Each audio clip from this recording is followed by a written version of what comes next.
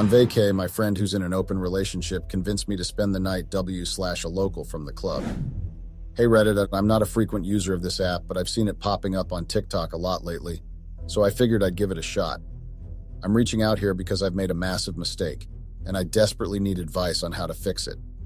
I cheated on my husband, and now I am really with the whole aftermath. I'm trying to find a way to earn his forgiveness, and I wonder if there is a way we can get through this. Let me introduce myself.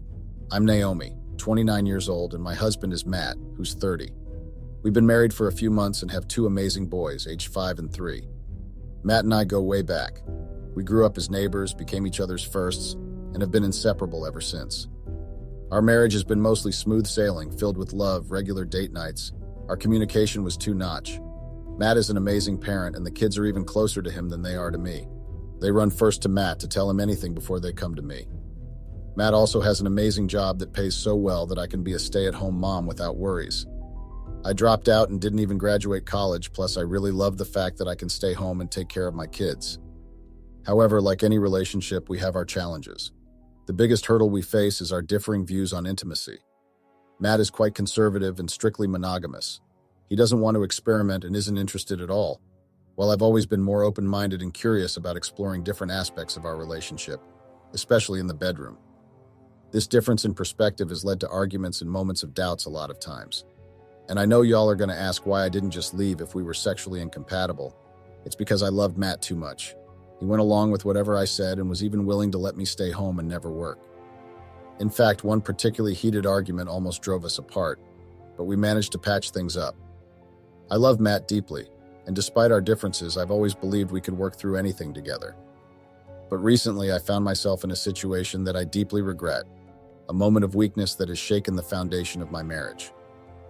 Now let me tell you about my friend. We met back in college and hit it off right away.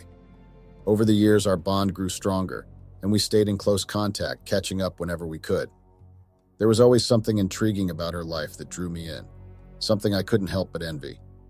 You see, my friend was in an open relationship. She talked about it openly, sharing how it had transformed her marriage for the better. According to her, the openness and honesty in their relationship had breathed new life into their love, making them happier and more connected than ever before. I couldn't help but be curious about what it was like to live in such a dynamic and liberating relationship. However, deep down, I knew that bringing up the topic with Matt would be like opening a can of worms. He had always been clear about his views on monogamy, and the idea of an open relationship was something he wouldn't even entertain. It was a huge contrast to my friend's experience, and while I admired her openness, I also knew that it wasn't something I could pursue in my own marriage. As time went on, a subtle sense of resentment started to grow within me. It wasn't directed at my friend or her lifestyle, but rather at the difference between her freedom and my perceived lack of it. The more she shared about her open relationship, the more I couldn't help but wonder what it would be like to have that kind of freedom and openness in my own life. Whenever I mustered the courage to bring up the topic with Matt, hoping for a discussion or at least some understanding, his response was always the same. He would shut down the conversation immediately, emphasizing that if I desired an open relationship so fervently, he would be willing to divorce me so that I could pursue happiness on my terms. It was a blunt and final statement that always left me feeling silenced and unheard. On one hand, I yearned for more freedom and exploration, but on the other hand, I cherished my marriage and didn't want to jeopardize it for my personal desires. As the desire for a more open relationship grew stronger within me, I found myself slowly withdrawing from Matt. It was a subtle but noticeable shift in our dynamics. There was this quiet distance between us. Our intimacy dwindled, and I became increasingly harsh, irritable, and rude. I would often chalk it to exhaustion from taking care of our children. I wanted to push Matt to confront the issue, to make him see how important this was to me, but his stubbornness remained impenetrable. No matter how I approached the topic or hinted at my feelings, nothing seemed to sway him. One aspect that also fueled my resentment was the difference in breaks between us.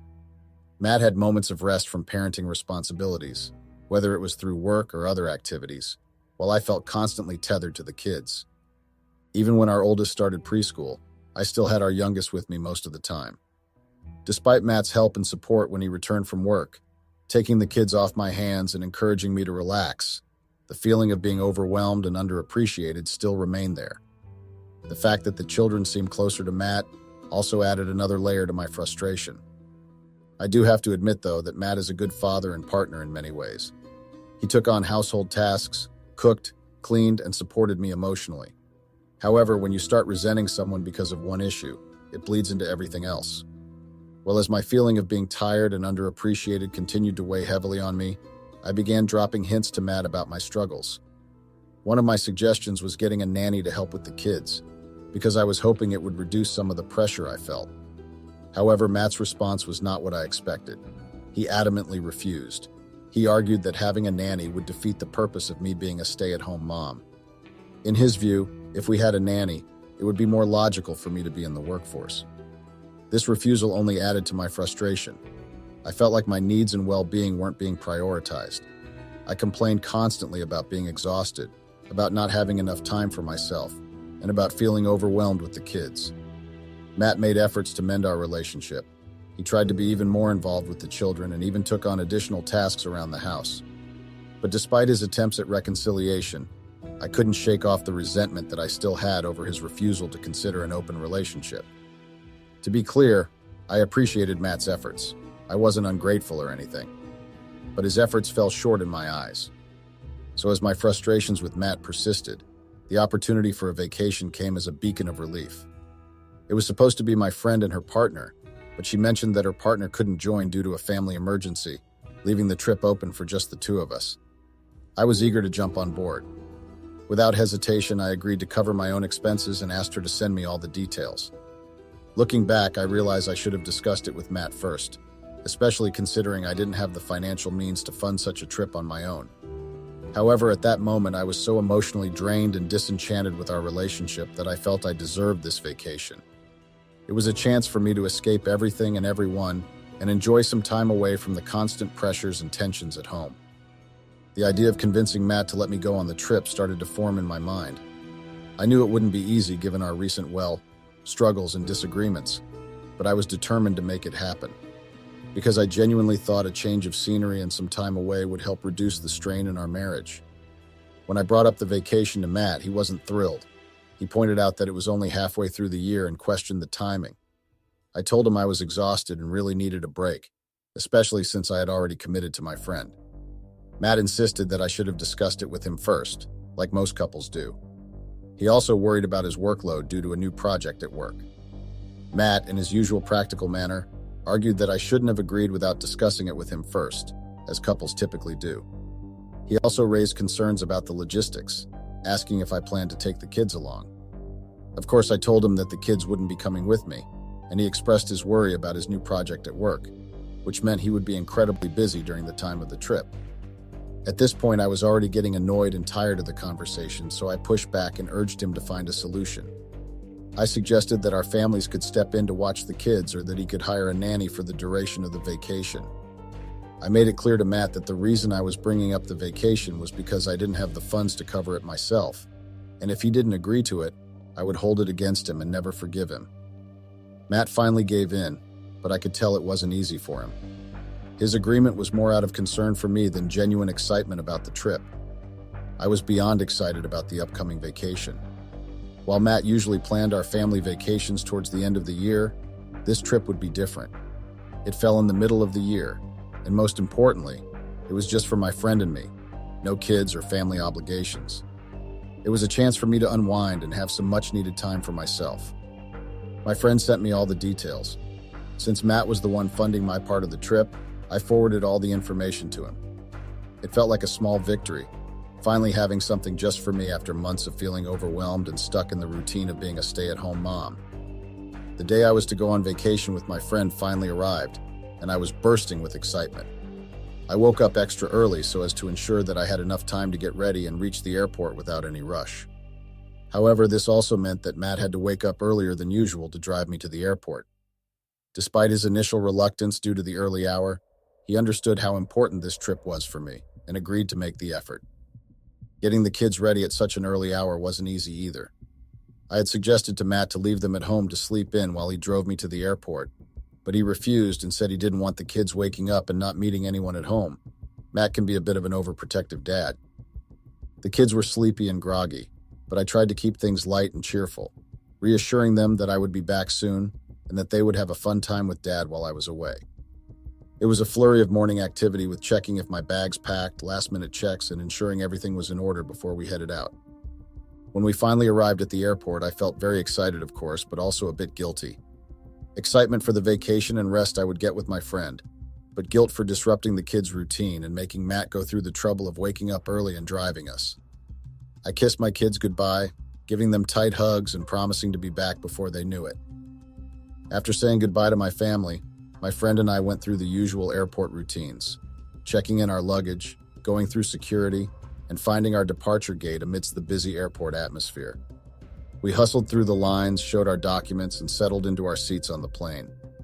During the flight, we chatted, watched movies, and dozed off, so as to pass the time until our destination approached.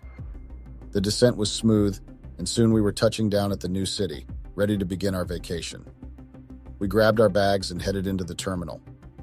During our 2-week getaway in Hawaii, my friend and I had an amazing time. We soaked up the sun, explored the stunning beaches, and dived into the clear ocean waters. We spent lazy afternoons lounging on the sandy shores, building sandcastles and collecting seashells as keepsakes. We even went snorkeling. We also ventured into the lush rainforest for hikes. We attended a traditional luau. It was a cultural delight. We savored delicious local dishes, danced to lively Hawaiian music, and were captivated by the mesmerizing hula performances. We explored the towns and the bustling markets. We treated ourselves to refreshing shaved ice, tasted exotic tropical fruits, and browsed through unique souvenirs to take home a piece of Hawaii with us.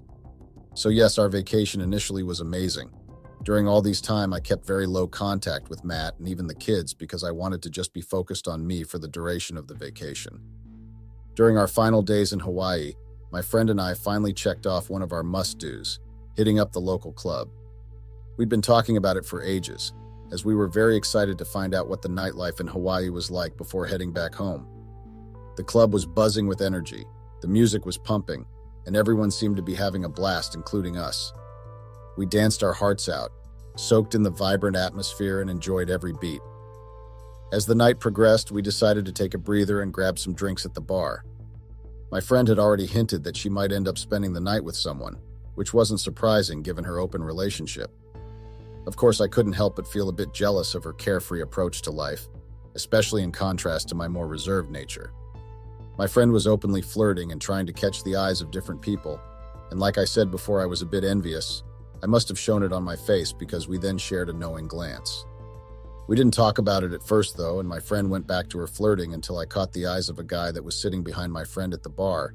He was very cute and looked like a local. He winked at me and it was obvious he was very interested.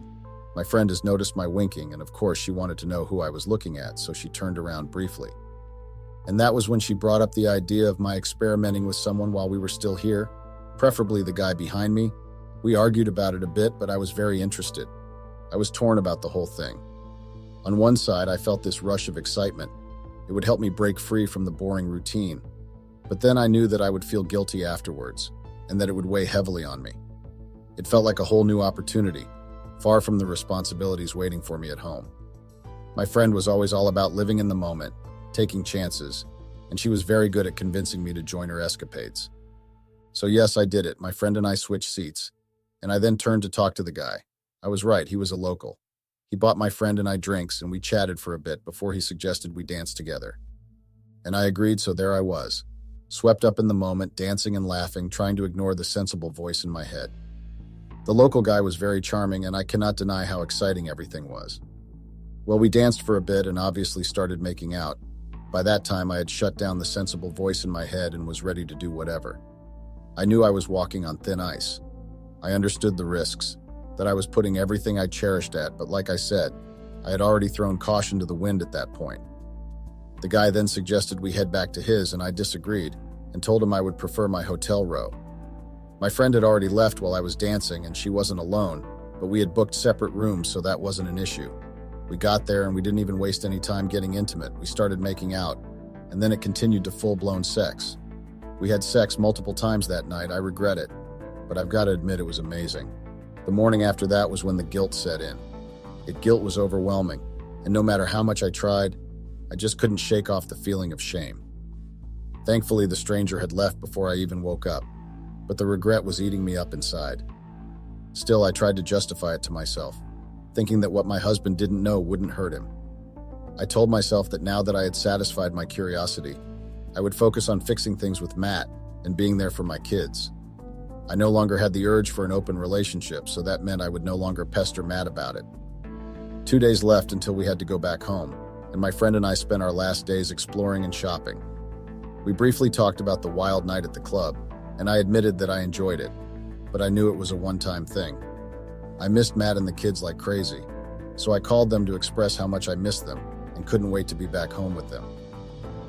After our vacation in Hawaii, coming back home was a mix of emotions. I missed the beautiful beaches and the carefree vibe of the island, but I was also eager to be back with my family.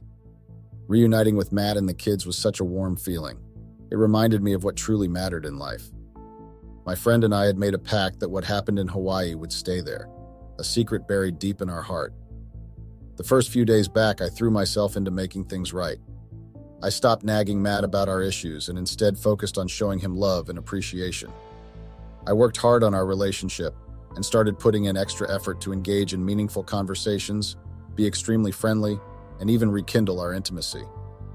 I suggested a date night for us during the weekend, and to my delight, Matt was on board. It felt like we were reconnecting, finding our way back to each other after the issues we had been through. Matt seemed happy, and I was hopeful that we were on the path to healing our relationship. Yesterday evening started off with a tense vibe. Matt had mentioned earlier that he'd be working late due to overtime, so I expected him to arrive home late. When he finally got back, well past dinner time, I could sense that something was wrong. He seemed distant and lost in thought. I tried to start a conversation, but he brushed off my attempts. Even when I suggested he eat something first, he declined and headed straight for a shower. It felt like a storm was brewing, and I knew that something was wrong. After his shower, Matt approached me with a serious look in his eyes that made me nervous. He asked if we could talk calmly without any yelling because of the kids sleeping, and I agreed. We sat down in the living room. Then he asked me straight up if I had cheated on him during our vacation. The question caught me off guard. I was stunned and at a loss for words. I quickly realized that my best friend had betrayed me by spilling the beans to Matt. Anger started boiling inside me, directed at both myself and my friend for putting me in this mess. I started pleading with Matt. I was still speaking in hushed tones to avoid waking the kids. I tried to explain that it was a drunken mistake. I asked for forgiveness with every ounce of sincerity I could muster. But Matt stayed silent. He looked so disappointed and hurt. Then Matt laughed, but it wasn't a joyful laugh. It was obviously laced with bitterness and disbelief. He pointed out that cheating wasn't a slip-up. It was a conscious decision. Then he calmly stated that he needed time away. He packed a few things and left, rejecting any attempts for me to reach out, touch, or console him. The night was very rough, and I barely got any sleep. I felt torn between wanting to call my friend to vent and wanting to shut her out completely. This morning was chaotic, too. The kids were confused about why their dad wasn't there as usual. I tried to explain it away, saying he had to leave early for something urgent. So I'm here seeking advice, guidance, and maybe even a bit of understanding. I know I messed up, and I'm struggling with immense guilt and remorse. I want to make things right, to earn back Matt's trust and rebuild what we've lost. So Reddit, if you've been through something similar or have any wisdom to share, I'm all ears. Update. Hey Reddit, it's only been a few hours since my last post, and the response has been overwhelming. I've received a mix of rude, weird, and harsh comments, but among those, there were also some kind and supportive messages. Many of you reached out via DMs asking for updates, so here I am. I didn't anticipate my post gaining this much attention, so I'll just address a few common questions and share the little updates I have. Firstly, many of you suggested sending a simple text to my friend to confirm if she was the one who told my husband, without going into a rant. I understand the logic behind this, as ultimately, I made the choice to cheat, which led to this situation. Regarding legal advice, I appreciate the offers, but I'm not actively seeking legal help at the moment. I believe my husband and I can work through this without legal intervention. Speaking of my husband, he's still not home, which isn't surprising since he's likely at work. I did receive numerous messages from my mother-in-law, expressing her disappointment and anger about the situation. She even tried calling me, but I haven't responded yet because I'm unsure of what to say. But now I know that my husband most likely spent the night at his mom's house and headed to work from there. I'm considering reaching out to my parents and siblings to update them on what's happening, but I haven't done so yet. My initial hope was to resolve this privately between my husband and me, but it seems like that might not be possible anymore. That's all for now. I want to express my gratitude to those who have been understanding and supportive in their comments. I really appreciate you all. Update. Hey Reddit, it's been about 2 days since my last post and I need to vent and update you all on what's been happening. Currently, I'm staying at my parents' house, which wasn't exactly my plan, and let me tell y'all it has been rough. So my husband finally returned home from work that evening. The kids were very happy to see him, but his behavior towards me was cold. He didn't eat the meal I had cooked, which I understood given the whole shit show. After spending some time with the kids, he asked me to have a serious talk. Of course, I braced myself for what was coming. I genuinely thought he was going to suggest we get couples counseling or maybe even take a break. But to my shock and dismay, he told me that he had spent the night at his mom's place and that he had thought about it a lot and decided that we should get a divorce. I was devastated and started crying, but he urged me to be quiet so as not to wake the kids. He gave me that night to stay, but the next morning he wanted me out of the house. He had even taken the day off work to supervise my departure. I tried to reason with him, pleading that he was throwing away our years of love over one mistake, but he was stubborn. He told me that I had crossed the one boundary he had clearly set, and forgiveness was just not possible. He then told me that I would have to leave the kids, and of course I refused. We argued, and I insisted on taking the kids with me. However, he reminded me that they were closer to him and wouldn't want to leave. Well, reluctantly, I had to agree, because I also realized that disrupting their lives further wouldn't be fair to them. I also reached out to my friend who was shocked and clarified that she hadn't told my husband, but she did tell her husband. So it was likely her husband who told mine. She did tell me, though, that she was going to confront her husband and she would get back to me. The next morning, I messaged my parents for help with moving out. I couldn't take any cars since they all belonged to my husband.